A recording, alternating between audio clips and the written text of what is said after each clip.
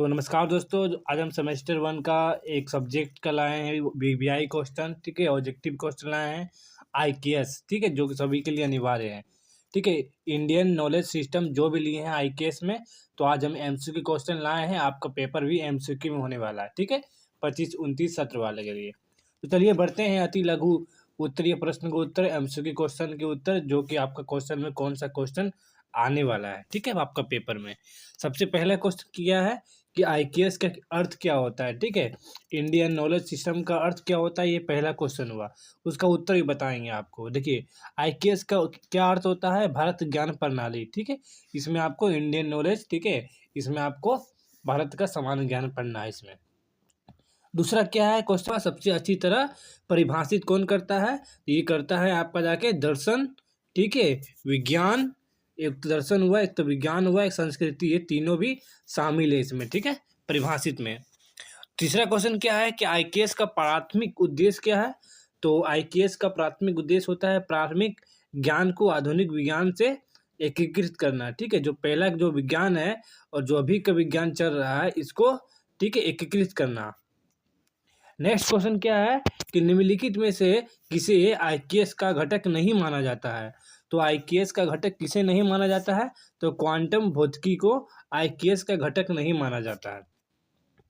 अगला क्वेश्चन है, किस प्राचीन भारतीय ग्रंथ को ज्ञान प्रणालियों के आधार माना जाता है। वो वेद। क्या है, तो वेद। ठीक है, ऐसा ग्रंथ है जो कि एक तो प्राचीन है और दूसरा ज्ञान प्रणाली के आधार भी है। ठीक है, कौन सा है, तो वेद है। अगला क्वेश्चन है कि आईकेएस के दायरे में शामिल कौन है।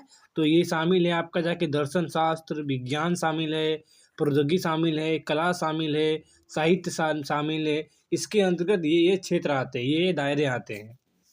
अगला क्वेश्चन है कि आईकेएस का मुख्य उद्देश्य क्या होता है इंडियन नॉलेज सिस्टम का। इसका उद्देश्य होता है ज्ञान सृजन करना और एक तो संरक्षण करना, इसका उद्देश्य होता है। अगला क्वेश्चन क्या है कि आईकेएस के अंतर्गत कौन सी भारतीय प्रणाली चिकित्सा पर केंद्रित है। ठीक है, तो इसके अंतर्गत आयुर्वेद। ठीक है, भारतीय प्रणाली चिकित्सा पर केंद्रित है, कौन रहता है, तो आयुर्वेद है।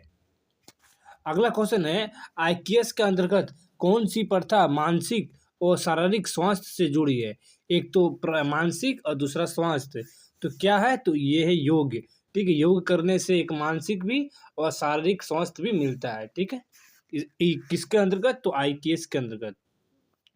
अगला क्वेश्चन है, आईकेएस में निम्नलिखित के बारे में ज्ञान शामिल है। ठीक है, क्या ज्ञान शामिल है आईकेएस के अंतर्गत, कृषि हुआ, वास्तुकला हुआ, खगोल विज्ञान हुआ, ये सब ज्ञान शामिल है इसके अंतर्गत।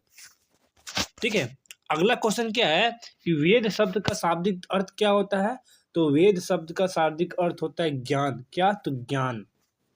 नेक्स्ट क्वेश्चन है, कौन सा वेद मुख्य रूप से स्तुतियों से संबंधित है और सबसे प्राचीन है। तो वो है कौन सा वेद, तो यजुर्वेद। कौन सा है, तो यजुर्वेद है। अगला है, सामवेद के रूप में किससे संबंधित है। ठीक है, सामवेद मुख्य रूप से किससे संबंधित है, तो मधुर मंत्र से संबंधित है। क्या है, तो सामवेद मधुर मंत्र से संबंधित है। अगला है, किस वेद में दैनिक जीवन और उपचार पद्धतियों से संबंधित स्तुतियों से शामिल है। वो है क्या, तो अर्थवेद है। क्या है, तो अर्थवेद, जिसमें से दैनिक जीवन और उपचार पद्धति शामिल है इसके अंतर्गत। अगला क्वेश्चन है, वेदों के दार्शनिक भागों को क्या कहा जाता है। तो उपनिषद। क्या, तो उपनिषद कहा जाता है। नेक्स्ट क्वेश्चन है, प्रारंभिक रूप से कितने प्रमुख उपनिषद मान्यता प्राप्त है। तो कितने हैं, तो 108। कितने, तो 108। अगला क्वेश्चन है, उपनिषदों का मुख्य विषय क्या है। एक तो ब्रह्मा और दूसरा आत्मज्ञान। ठीक है, तो उपनिषदों का मुख्य विषय है। अगला है, वेदांगों को माना जाता है। ठीक है, वेदों के परिशिष्ट के संबंध में। ठीक है, वेदांगों को। अगला नेक्स्ट क्वेश्चन है, कितने वेदांग हैं। तो 6 वेदांग है। कितने हैं, तो 6 हैं। ठीक है, ये याद रखिएगा। अगला क्वेश्चन है, कौन सा वेदांग उच्चारण और ध्वनिभंगता से संबंधित है। वो है शिक्षा। क्या है, तो शिक्षा है। अगला क्वेश्चन है, कल्प वेदांग संबंधित है किससे, तो अनुष्ठान नियम से। किससे, तो अनुष्ठान नियम से कल्प वेदांग संबंधित है। अगला है, व्याकरण से संबंधित वेदांग क्या है। तो व्याकरण वेदांग जो व्याकरण से संबंधित है। अगला क्वेश्चन है, निरुक्त वेदांग संदर्भित करता है किसे। तो शब्दकोश और व्युत्पत्ति को, ठीक है, संदर्भित करता है। नियुक्त वेदांग।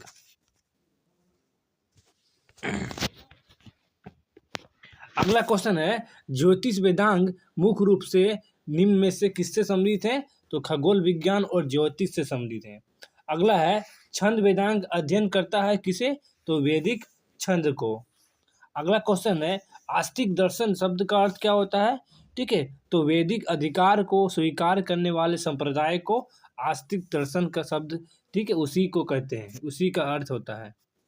अगला है, निम्नलिखित में से कौन सा आस्तिक संप्रदाय नहीं है? चावर्क, जो कि एक आस्तिक संप्रदाय नहीं है। नेक्स्ट क्वेश्चन है, कितने आस्तिक रूढ़िवादी दार्शनिक संप्रदाय हैं? तो कितने हैं? तो 6 हैं। अगला क्वेश्चन है, न्याय संप्रदाय मुख्यतः किससे संबंधित है? तर्क एवं ज्ञान मीमांसा से।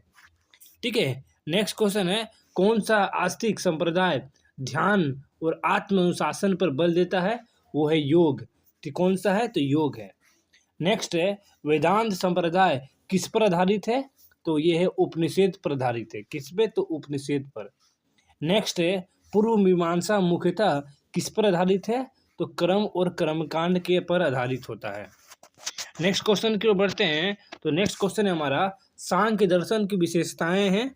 ठीक है, तो सांख्य दर्शन की विशेषताएं हैं पुरुष और प्रकृति के द्वैतवाद। नेक्स्ट है, नास्तिक दर्शन वे हैं जो वेदों को अविष्कार करते हैं, जो वेदों को अविष्कार करते हैं। नेक्स्ट है, निम्नलिखित में से कौन सा नास्तिक दर्शन है? जैन धर्म, जो कि नास्तिक दर्शन है। अगला है, बौद्ध धर्म को नास्तिक माना जाता है क्योंकि ये वैदिक अधिकार को अस्वीकार करता है। ठीक है, ये वैदिक अधिकार को अस्वीकार करता है, स्वीकार नहीं अस्वीकार करता है। नेक्स्ट है, चावर्क दर्शन किस पर आधारित है? भौतिकवाद एवं प्रत्यक्ष बोध पर आधारित है। अगला क्वेश्चन है, जैन दर्शन इस पर आधारित है? तो ये अहिंसा और तप पर, ठीक है, आधारित है। किस पर? तो अहिंसा और तप पर आधारित है। नेक्स्ट क्वेश्चन है, वेदों, उपनिषदों, वेदांगों और दार्शनिक विचारधाराओं को जोड़ने वाले केंद्रित विचारधारा है क्या है? वो है भारत ज्ञान प्रणाली के दार्शनिक आधार। ठीक है। नेक्स्ट क्वेश्चन है, भारत में टाई एंड डाई वस्त्र कला को कहा जाता है बांधनी। क्या? तो बांधनी कहा जाता है। नेक्स्ट क्वेश्चन है, भारत में रेशम उत्पादन को कहा जाता है? ठीक है, रेशम उत्पादन कहा जाता है। ठीक है, रेशम है तो रेशम उत्पादन है तो रेशम उत्पादन। नेक्स्ट है, किस प्राचीन ग्रंथ को भारत का वस्त्र निर्माण का उल्लेख है? तो अर्थशास्त्र में। किसमें? तो अर्थशास्त्र में। नेक्स्ट क्वेश्चन है, प्राचीन भारतीय वस्त्रों में प्रयुक्त मुख्य रेशा क्या है? तो कपास है। क्या है? तो कपास। कलमकारी कार्य में शामिल होता है हाथ से रंग वस्त्र। जो कलमकारी होता है, कार्य होता है, वो हाथों से रंग वस्त्र का कार्य होता है। नेक्स्ट है, शिल्प शास्त्र क्या होता है? शिल्प शास्त्र होता है कला एवं शिल्प पर प्राचीन ग्रंथ। ठीक है। नेक्स्ट है, मिट्टी के बर्तन व वस्त्र व धातु कर्म के लिए किसका ज्ञान आवश्यक है? उसमें कच्चा माल के लिए आवश्यक है, तकनीक ज्ञान दोनों आवश्यक है। ठीक है। इसमें नेक्स्ट है, प्राचीन भारत में गुरु शिष्य परंपरा के अंतर्गत शिक्षा प्रणाली मुख्यतः कहाँ संचालित होता है? तो गुरुकुल में। कहाँ? तो गुरुकुल में। अगला है, गुरु शिष्य परंपरा का मुख्य केंद्र बिंदु क्या था? क्या है? तो चरित्र एवं ज्ञान समग्र विकास। अगला है, पुरुषार्थ शब्द का अर्थ क्या है? तो मानव जीवन के 4 उद्देश्य। ठीक है, जो कि पुरुषार्थ शब्द का अर्थ है। अगला है, हिंदू दर्शन में कितने पुरुषार्थ हैं? तो 4 है। कितने हैं? तो 4 है। नेक्स्ट है, निम्नलिखित में से कौन सा पुरुषार्थ नहीं है? तो वो है क्रम। कौन सा है? तो क्रम है। अगला है, धर्म नियंत्रित करता है, ठीक है, नैतिक एवं आचारिक व्यवहार, जो कि धर्म नियंत्रित करता है। नेक्स्ट क्वेश्चन है, कौन सा पुरुषार्थ सामाजिक व्यवस्था, ठीक है, और न्याय सुनिश्चित करता है? तो वो है धर्म। क्या है? तो धर्म है। नेक्स्ट है, अर्थ की खोज का मार्गदर्शन होना चाहिए क्या? तो धर्म। क्या? तो धर्म। नेक्स्ट है, आईक्यूएस मुख्य रूप से संदर्भित करता है किसे? स्वदेशी भारत ज्ञान को। ठीक है, जो भारत का कल्चर है उसको ही संदर्भित करता है। ठीक है, ये भी इम्पोर्टेंट है। नेक्स्ट है, आयुर्वेद किसकी एक शाखा है? तो पारंपरिक भारतीय चिकित्सा का एक शाखा है। नेक्स्ट है, चरक संहिता किसकी है? तो चिकित्सा की है। अगला क्वेश्चन है, निम्नलिखित में से कौन सा गणित पर एक शास्त्र भारतीय ग्रंथ है? वो आर्यभट्ट। क्या है? तो आर्यभट्ट। अगला क्वेश्चन है, पर्यावरण विज्ञान में आईकेएस का योगदान देखा जा सकता है सतत जल प्रबंधन में।